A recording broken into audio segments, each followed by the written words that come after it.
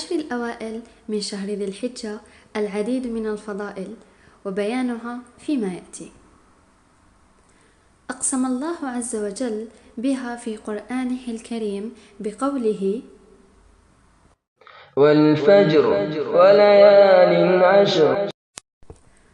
وهذا يدل على فضل لياليها وأيامها، بالإضافة إلى أن فضلها الله عز وجل على باقي الأشهر الحرم، وجعلها عز وجل في آخر أشهر الحج لتؤدى فيها أكثر مناسك الحج، وذلك لبركتها. ضف إلى ذلك بأن الله عز وجل سماها بالأيام المعلومات التي أذن فيها للناس بذكره، فقال: وأذن في الناس بالحج يأتوك رجالا وعلى كل ضامر يأتين من كل فج عميق ليشهدوا منافع لهم ويذكروا اسم الله في أيام معلومات على ما رزقهم من بهيمة الأنعام. وقد ذهب جمهور العلماء ومنهم ابن عمر وابن عباس رضي الله عنهم وغيرهم إلى أن الأيام المعلومات هي العشر الأوائل من ذي الحجة، وتفضيل الأشياء على بعضها هي من الأمور الربانية. وقد قال الرسول صلى الله عليه وسلم في فضلها: ما من أيام العمل الصالح فيها أحب إلى الله من هذه الأيام، يعني أيام العشر. قالوا: يا رسول الله، ولا الجهاد في سبيل الله؟ قال: ولا الجهاد في سبيل الله إلا رجل خرج بنفسه وماله فلم يرجع من ذلك بشيء. ومن الأسباب التي جعلت العشر من الأوائل من أفضل الأيام أنها جاءت في شهر اجتمعت فيه العديد من أسباب التفضيل، فهو من الأشهر الحرم التي فضلها الله عز وجل على باقي أشهر السنة، فقال الله عز وجل: إن عدة الشهور عند الله 12 شهرا في كتاب الله يوم خلق السماوات والأرض منها 4 حرم. كما أنها تأتي في أشهر الحج التي يكون فيها أكثر مناسك الحج، فاليوم 8 منها هو يوم التروية، واليوم 9 هو يوم عرفة الذي هو أفضل أيام السنة، أما اليوم 10 فهو يوم الحج الأكبر. فضل 9 من ذي الحجة: يسمى اليوم 9 من شهر ذي الحجة بيوم عرفة الذي يقف فيه الحجاج على صعيد عرفات، ولهذا اليوم العديد من الفضائل وبيانها فيما يأتي. أولا، يوم عرفة هو اليوم الذي أكمل الله عز وجل فيه الدين وأتم النعمة على عباده، لقوله عز وجل: اليوم أكملت لكم دينكم وأتممت عليكم نعمتي ورضيت لكم الإسلام دينا. بالإضافة إلى أنه يوم عيد للمسلمين وهو خاص بالحاج، لقوله عليه أفضل الصلاة والسلام: إن يوم عرفة ويوم النحر وأيام التشريق عيدنا أهل الإسلام، وهن أيام أكل وشرب.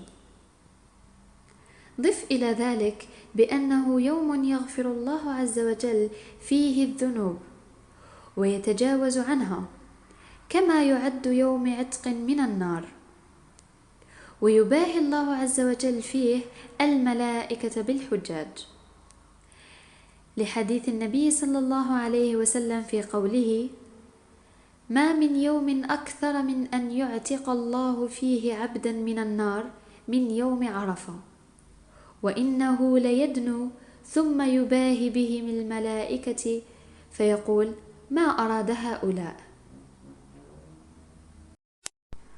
ولقد أقسم الله عز وجل به في أكثر من آية في كتابه كقوله: والفجر وليال عشر والشفع والوتر. والشفع هو يوم عرفة، وقوله: وشاهد ومشهود. والشاهد هو يوم عرفة. ويوم عرفة يكفر سنتين من الذنوب، سنة قبله وسنة بعده لمن صامه، وهذا لغير الحاج، فقد قال الرسول صلى الله عليه وسلم: صيام يوم عرفة إني أحتسب على الله أن يكفر السنة التي قبله والسنة التي بعده، وصيام يوم عاشوراء إني أحتسب على الله أن يكفر السنة التي قبله.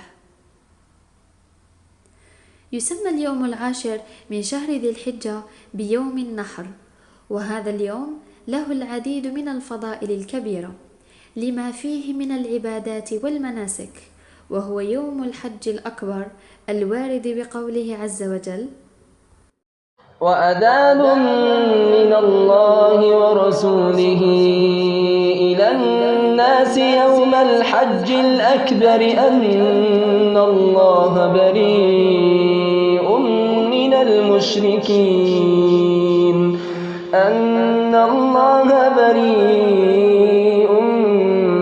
المشركين ورسوله.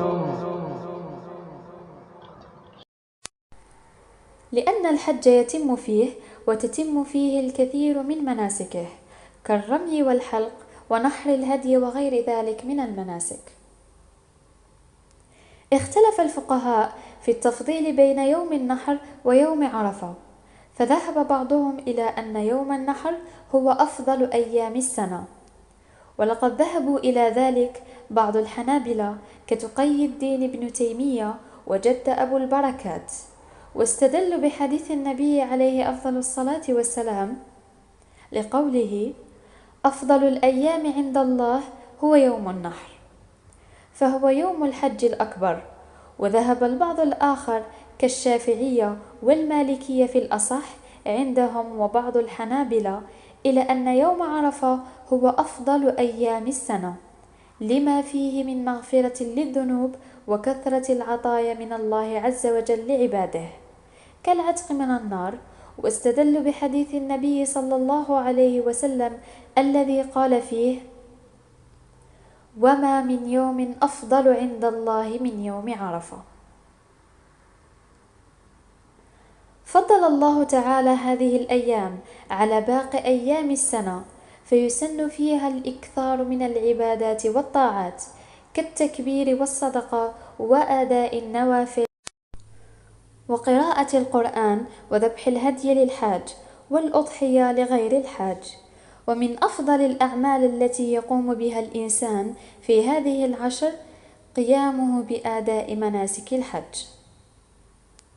يسن صيام 9 الأوائل من شهر ذي الحجة، وخاصة يوم عرفة، لورود بعض الأحاديث التي تبين مواظبة النبي صلى الله عليه وسلم على صيامها. فقالت أم المؤمنين حفصة رضي الله عنها عن فعل النبي عليه أفضل الصلاة والسلام: كان يصوم 9 ذي الحجة، وأنه لم يترك صيامها إلا لعارض كالسفر أو المرض، وإطلاق عليها اسم العشر هو من باب التغليب.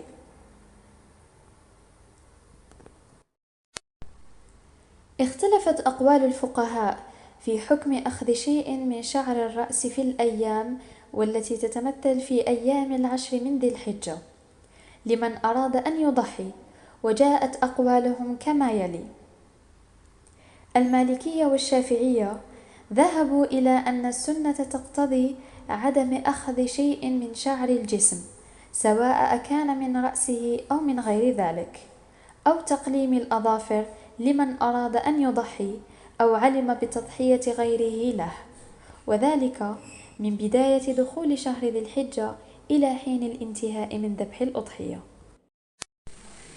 أما الحنابلة فقالوا بوجوب عدم الأخذ من شعر البدن، ونقل الوجوب عن سعيد بن المسيب وربيعة وإسحاق. أما الحنفية فقالوا بعدم كراهة حلق الشعر من البدن، والأصل في هذا الاختلاف حديث النبي عليه الصلاة والسلام الذي ورد عن أم سلمة رضي الله عنها، فقال: إذا دخلت العشر وأراد أحدكم أن يضحي فلا يمس من شعره وبشره شيئا. والذين قالوا بالسنة جعلوا النهي في الحديث للكراهة وليس للتحريم.